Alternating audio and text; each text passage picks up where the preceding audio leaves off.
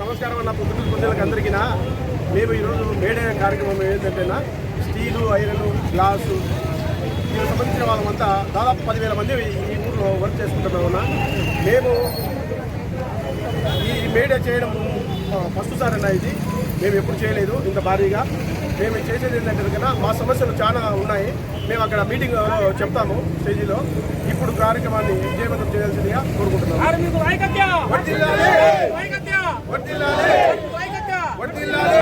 మనకు చాలా మందికి ప్రొద్దుటూరులో ఈ వర్క్ చేసుకునే వాళ్ళకు వర్కులు అన్నీ చాలా తగ్గిపోయినాయన. బజార్లో చాలా మంది ఉన్నాయన. ఏంది ఆ ఇబ్బంది అంటే వర్కులు చాలా తగ్గిపోయినాయి, వ్యాపారాలు తగ్గిపోయినాయి, బయట వాళ్ళంతా వచ్చి పనిచేస్తారు, మాకు పనులు తగ్గిపోయినాయి. ఈ పోటీ ప్రపంచంలో తట్టుకోవాలంటే మాకు చాలా ఇబ్బందిగా ఉంది. మా డిమాండ్ ఏంటంటే మేము వేరే రాష్ట్రాలకు పోలేము. మా బతుకు తెరువు కోసము మమ్మల్ని ఈ ఊళ్ళోనే పనిచేసుకోవాలంటే మాకు తగిన న్యాయం చేయవలసిందిగా కోరుచున్నామన్నా. ఈ ప్రొద్దుటూరు ఓనర్లు ఉంటేనే మేమంతా ఉండేదన్నా. ఓనర్లు దయచేసి ఈ లోకల్ వాళ్ళని ప్రోత్సహించాలని మేము మనం చేసుకుంటున్నామన్నా. మన గురువులు కాకపోతున్నారు, కానీ వారు చేసిన పనిలో మనం గురువులు వెతుక్కుందాం. Thank you sir. ఎంతో మందికి పని నేర్పించి వారి జీవనోపాధికి కారణము ప్రొద్దుటూరులో ఇంతవరకు కార్మికులకు సంబంధించి ఒక యూనిట్ అనేది తక్కువగా ఉండింది. ఇప్పుడు ఏంటంటే వీళ్ళని మేము దగ్గర తీసుకొని ప్రతి ఒక్కరూ వచ్చి మాకు వాళ్ళ ఐడి కార్డులు కానీ వాళ్ళ ప్రూఫ్లు కానీ మాకు సంబంధించిన దాంట్లో ఇస్తే వాళ్ళకి ఇన్సూరెన్స్ చేసి మేము అన్ని విధాల నెక్స్ట్ ఇది ఫస్ట్ మేము ఫస్ట్ మేడే ఫంక్షన్గా చేస్తున్నాం. ఇది నెక్స్ట్కి వచ్చేటప్పటికి వీళ్ళకు అదే పనిగా వీళ్ళకి ఇన్సూరెన్స్లు అన్నీ తయారు చేయించి మేము చేయాలనేది మా ఉద్దేశము. దానికి వీళ్ళు కూడా సహకరిస్తారని మేము కోరుకుంటున్నామన్నా. అది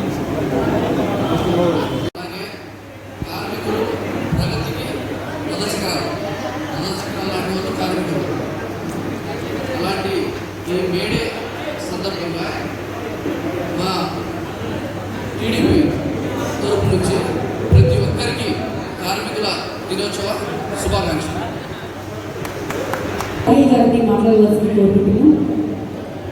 ధన్యవాదాలు సార్. తర్వాత తెలుగుదేశం పార్టీ జిల్లా ప్రధాన కార్యదర్శి షేక్ వైఎస్ జరీవుల్లా గారిని మాట్లాడాల్సిందిగా ఆహ్వానిస్తారు. ఇక్కడికి వచ్చిన ప్రతి ఒక్క సోదరునికి, అలాగే ఈ యొక్క స్టేజ్ మీద ఉన్న పెద్దలకు అందరికీ ఈరోజు ప్రపంచ కార్మిక దినోత్సవం మేడే శుభాకాంక్షలు.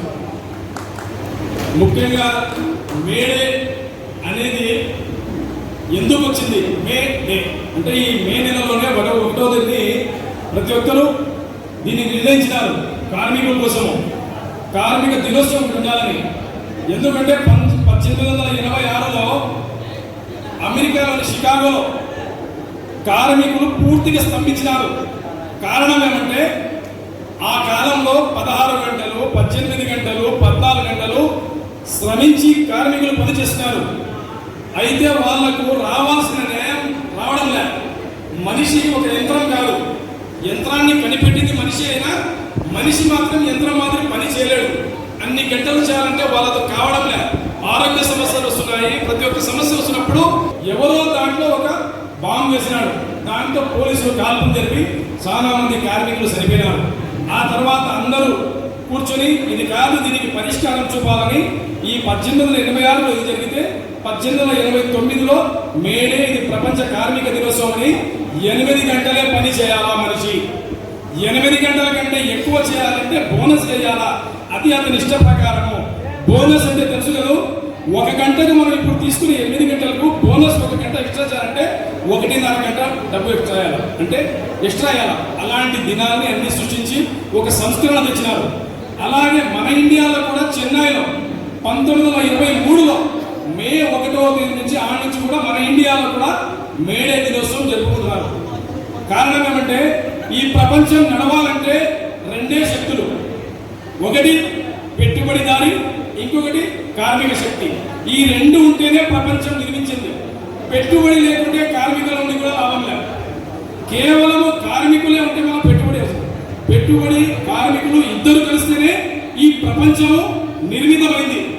ఈరోజు అదే మనిషి ఏం చేసినాడో చదువుకున్నాడు. ముఖ్యంగా చదువు అవసరము. అంతకుముందు మీకందరికీ తెలుసు వృత్తులు ఉన్నాయి. వృత్తులను బట్టి కులాలు వచ్చినాయి. ఆ కులం వాడు ఆ వృత్తి వాడు అదే చేయాలని. కానీ ఏ రోజు చదువు వచ్చిందో టెక్నాలజీ పెరిగింది, దానికి మిషనరీ వచ్చింది. ఇప్పుడు ప్రతి ఒక్కరు మనిషి అవసరం తగ్గించి మిషనరీ అవసరం పెరిగింది. అంటే ఎన్ని వచ్చినా ఏ రాని, ఇంకోటి రాని, ఏ యంత్రమైనా రాని, ఏ కంప్యూటర్ అయినా రాని, కానీ లాస్ట్కు దాన్ని నడిపించాల్సింది మనిషినే, ఈ కార్మికుడే. ఈ కార్మికులు ఖచ్చితంగా అవసరము. మీరందరూ కూడా నేను చెప్పేది ఏమంటే, ఈరోజు ప్రపంచము మీరందరికీ తెలుసు. ఒక చిన్న మాట, ప్రపంచంలో పెట్టుబడి వ్యవస్థలు ఉన్నాయి కొన్ని. యూరప్ కంట్రీ కానీ, అట్లా మధ్యప్రాచ్యంలో అరబ్ కంట్రీస్ కానీ, వాళ్ళ దగ్గర డబ్బు ఉంది కానీ కార్మికులు లేరు. ప్రపంచంలో ఎక్కడ కార్మికులు ఉన్నారో అది ఆటోమేటిక్గా డెవలప్ అవుతుంది. రెండే దేశాల ప్రపంచంలో ఎక్కువ జనాభా ఉండేది. ఒకటి చైనా, ఇంకొకటి మన ఇండియా, భారతదేశం. ప్రపంచమంతా అమెరికా ప్రజల్ని బెదిరించి బాంబులేసి కబ్జా చేసి అక్కడ ఒక రాజుని పెట్టుకుని సంపాదిస్తున్నప్పుడు 20 ఏళ్ళు 1880 నుంచి 2000 దాకా ప్రపంచం కొట్లాటలో వాళ్ళు సంపాదిస్తుంటే, ఈ 20 ఏళ్ళు చైనా చదువు మీద ధ్యాస పెట్టి ఈ మిషనరీ మీద ధ్యాస చేసి కార్మికుల్ని నిర్మించడం స్టార్ట్ చేసింది. ఈ రోజు చైనా లేనిది ప్రపంచం లేదు. ఆ టెక్నాలజీ కానీ కానీ మీరు చూడండి, మన ఇండియాకు చైనా కూడా 50 ఏళ్ల ముందు నడుస్తుంది. కేవలం కార్మికులు సాధించినారు. అయితే మీ యొక్క వృత్తితో పాటు మీరు చదివితేనే దానికి విలువ. ఊరికే మనం ఈ పని చేసుకోలేదు. ఇంకొకటి, జనాభా పెరుగుడలేదు. ప్రపంచం ఇంతకు ముందు మన ఇండియాలో కూడా ఒక సిస్టమ్ పెట్టారు. ఇద్దరే, ఒకరు ముద్దు, ఇద్దరు హద్దు. ఇప్పుడేం చేశారు?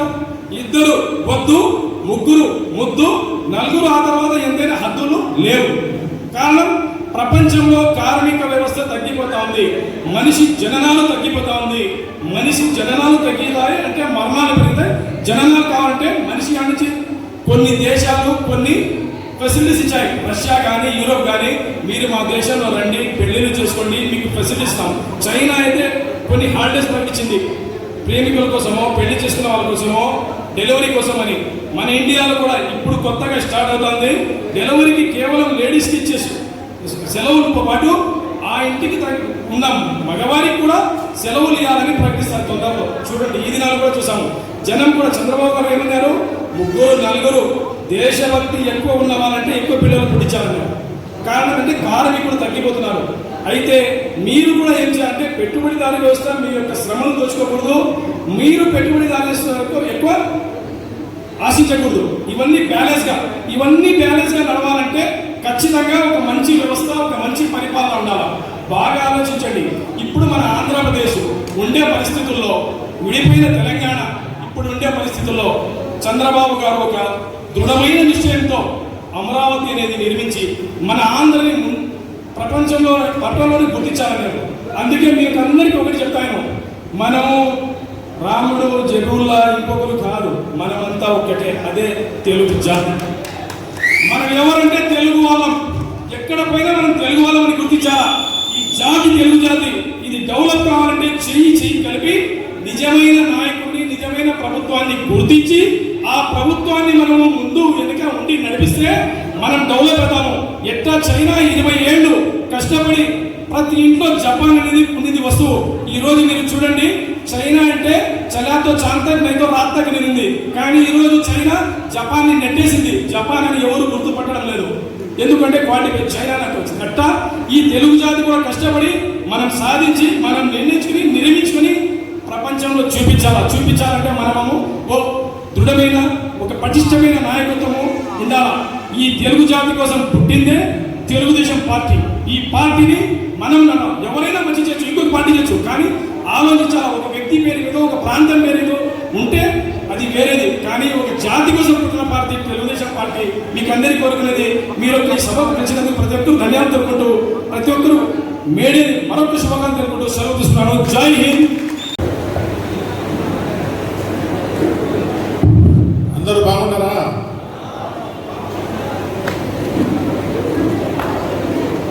ఈరోజు కార్మిక దినోత్సవం సందర్భంగా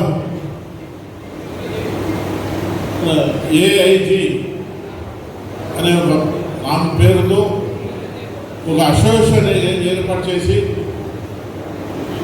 కార్మికులు, వ్యాపారస్తులు, iron workers, steel workers, glass workers అందరూ బాగుండాలా, వాళ్ళది అసోసియేషన్ తరఫున ఏదో ఒక రకమైన మేలు జరగాల అనే ఆలోచనతో ఈరోజు ఈ కార్యక్రమము, ఈ అసోసియేషన్ ఏర్పాటు చేయడం జరిగింది. దానికి రాజకీయ పార్టీలు కానీ ప్రభుత్వాలు కానీ ఈ అసోసియేషన్ వాళ్లకు ఏ రకంగా అయితే సపోర్ట్ చేయాలి, వాళ్ళు భవిష్యత్తులో ఏ విధంగా మనం